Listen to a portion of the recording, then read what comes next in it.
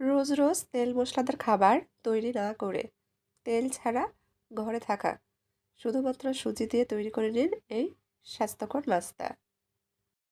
দেখতে অনেকটা পিঠার মতো, খেতেও অসম্ভব মজার। ছোট থেকে বড় সবাই অনেক পছন্দ করবে। একটা খেয়ে মন ভরবে না, বারবার খেতে চাইবে। আসসালামু আলাইকুম, কেমন আছেন আপনারা সবাই?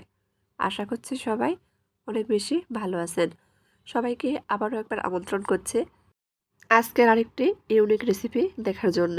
এখানে একটা বোল নিয়েছি, বোলের মধ্যে চায়ের কাপে মেপে 1 কাপ মতো সুজি দিয়ে দিয়েছি, সম পরিমাণ দুধ দিয়ে দিচ্ছি। 1 কাপ সুজির জন্য 1 কাপ দুধ ব্যবহার করেছি। খুব ভালোভাবে নেড়ে চেড়ে মিশিয়ে নিব। এই নাস্তা খেতে এতটাই মজার হয় যে মুখে দেওয়ার সঙ্গে সঙ্গেই মিলিয়ে যাবে, একেবারে নরম তুলতুলে। তৈরি করতে খুবই কম সময় লাগে, ঝটপট তৈরি করে বাচ্চাদের টিফিনও দিতে পারেন। বাচ্চারা কিন্তু অনেক মজা করে খেয়ে নেবে। খুব ভালোভাবে মিশিয়ে নিয়েছি, ঢেকে রেস্টে রেখে দিব প্রায় 5 মিনিট মতো। এই 5 মিনিটের মধ্যেই সুজিটা অনেকটাই ফুলে যাবে। এদিকে আরেকটা ছোট বাটি নিয়েছি, বাটির মধ্যে একটা ডিম ভেঙে দিয়ে দিচ্ছি। 1 কাপ সুজির জন্য একটা ডিম ব্যবহার করেছি। দিয়ে দিচ্ছি 2 টেবিল চামচ পরিমাণ চিনি। এখন চিনিটা খুব ভালোভাবে মিশিয়ে নিব। ডিমটা ভালোভাবে ফেটিয়ে নিব, চিনিটা পুরোপুরি গলে যাওয়া পর্যন্ত। ভিডিওর মধ্যে কথাবার্তায় যদি কোনো ভুল হয়ে থাকে প্লিজ সবাই মানিয়ে নেবেন, ক্ষমা সুন্দর দৃষ্টিতে দেখবেন।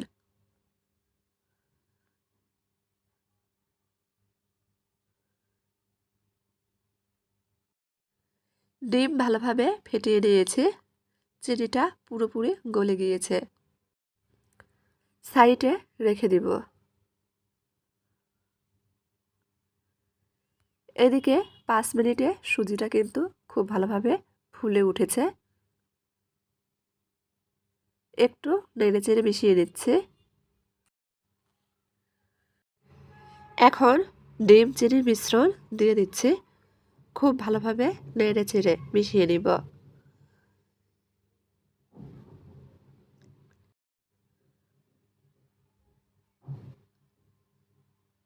ভালোভাবে মিশিয়ে নিয়েছি। এই ব্যাটার আমি 2 থেকে 3 মিনিট মতো ফেটিয়ে নিব। চাইলে আপনারা এ পর্যায়ে এসে একটু ব্লেন্ড করে নিতে পারেন।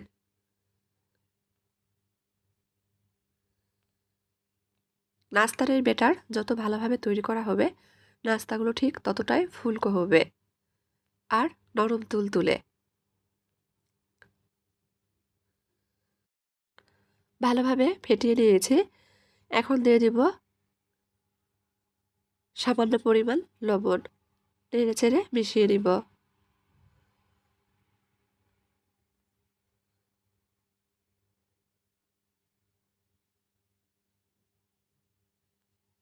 মিশিয়ে নিয়েছি, দিয়ে দিচ্ছি 1/2 চামচ পরিমাণ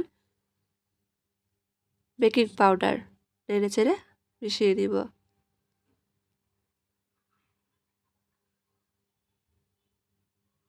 আজকের এই নাস্তা তৈরি করতে কিন্তু 1 ফোঁটা তেলও লাগবে না।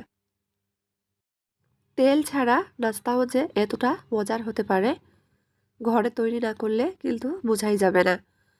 তাই আপনাদের রিকোয়েস্ট করে বলছি, একবার ঘরে তৈরি করে দেখতে পারেন। ছোট বড় সবার অনেক পছন্দ হবে। নাস্তার ব্যাটার একদম তৈরি। এই ব্যাটার কিন্তু একটু গাঢ় করেই তৈরি করে নিতে হবে। এখানে আমি 3টা ছোট ছোট বাটি নিয়েছি। এই বাটির মধ্যেই নাস্তাগুলো তৈরি করে নিব। বাটিতে একটু ঘি ব্রাশ করে নিচ্ছে, যাতে নাস্তাগুলো খুব সহজেই উঠিয়ে আসে।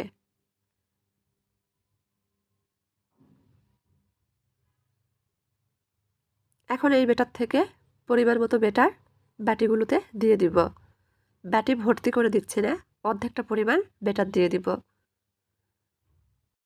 নাস্তাগুলো কিন্তু বেশ অনেকটাই ফুলে যাবে, আর আমি নাস্তাগুলো একটু ছোট ছোট করে তৈরি করে নিচ্ছি। চুলার উপর আগে থেকেই একটা পাত্রে আমি পানি গরম বসিয়ে দিয়েছি। একটা রাইস কুকারের স্ট্যান্ডার নিয়েছি, পাত্রের উপর বসিয়ে দিয়েছি। এখন বাটিটি আমি স্ট্যান্ডারের মধ্যে দিয়ে দিচ্ছি। ঢাকনা দিয়ে ঢেকে দিব। ঢাকনার যে ছিদ্র আছে টিস্যু দিয়ে বন্ধ করে দিচ্ছি। ঘড়ি ধরে 7 থেকে 8 মিনিট মতো ভাপিয়ে নিব।